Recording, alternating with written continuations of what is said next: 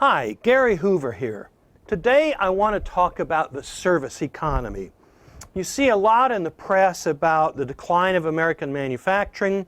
Some people think that should be of great concern to all of us.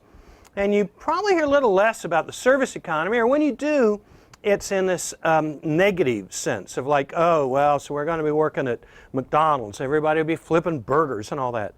And I think that's not really an accurate way to understand either the present or the future. So let me start out with some data out of my book, The Art of Enterprise, that I wrote 10 years ago. I just grabbed it out of there. This is the share of U.S. employment, how many workers worked in each part of the American economy. And in this list, it's categorized into three groups: people that worked in agriculture, people that worked in industry, mainly manufacturing, and people that worked in the services, whether it's government services, educational services, financial services, legal services, healthcare services, on and on and on. Includes retailing and wholesaling. In agriculture, 39% of all Americans worked in agriculture little over 100 years ago. 121. And 27% worked in industry, heavy industry, things like that. Interesting is services were already bigger than industry at 34% even 100 years ago. Fast forward to today. Now I know you say, well, 21 years ago isn't today, but in these kind of trends, it's not that long ago. We're down to 3% of American people work in agriculture. So a dramatic decline, 1/13 as many people as a share of the total number of workers in America. And yet we're better fed than ever. Our nutrition, our total proteins and calories we take in is high. Some would say too high. But it's not like we're all starving to death because people don't work in agriculture anymore. Industry actually hadn't changed very much, gone down a little bit. And I suspect, I need to do my research on this, that it may have gone up in between those two and is now on the way down. But clearly, longer term, it's in decline. And in services, what I'm talking about today, as of even 21 years ago, 71% of all American workers worked in the service economy. Globally, if you look at GNP, GDP, things like that, gross national product, gross domestic product, 69% of the world economy, even including the poorest nations, today is in services. And so this is a big trend. It's a trend that's sweeping through all parts of our lives and all around the globe. And nothing is going to turn back this trend. And so what this means is that we spend less on food than we used to. We used to spend something like 40% of our income on food. And now it's like down under 10%.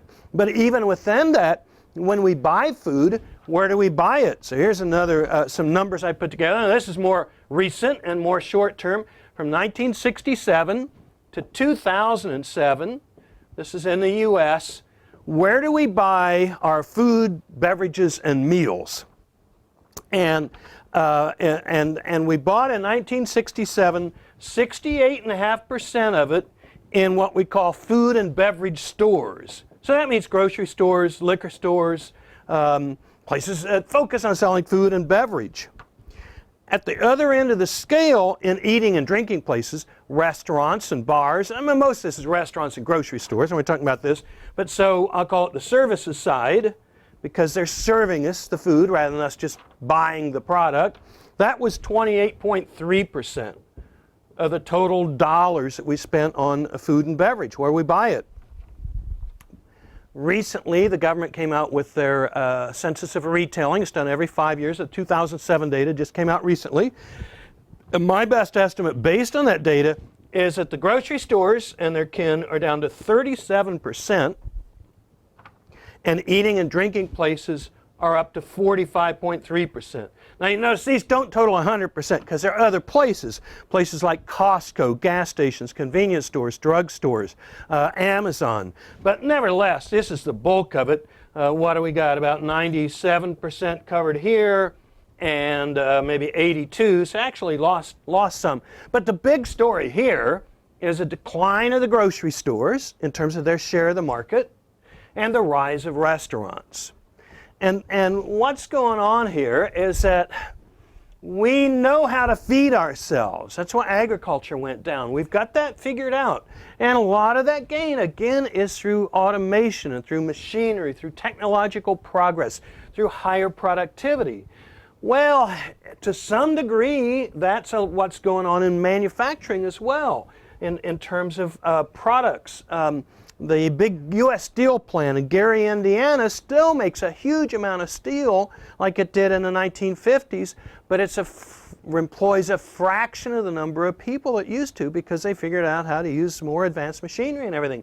So we're in a long-term decline of heavy industry worldwide. We still need stuff, and we're still going to get the stuff. We still need food. We're still going to get the food, but it takes a smaller share of all of our efforts.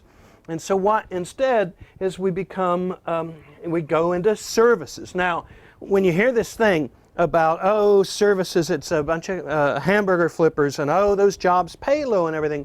Well, Barack Obama is a service worker. George W. Bush is a service worker. Lady Gaga is a service worker. Michael Jordan, Tiger Woods, A-Rod, every lawyer, every doctor, every nurse, every truck driver. Those are jobs where there's shortages last I looked, and those are high-paying jobs that require different levels of education. Services are all around us, and services are great. And I think we need to get our heads around this idea. We are becoming a service economy, and we want to become a service economy rather than dragging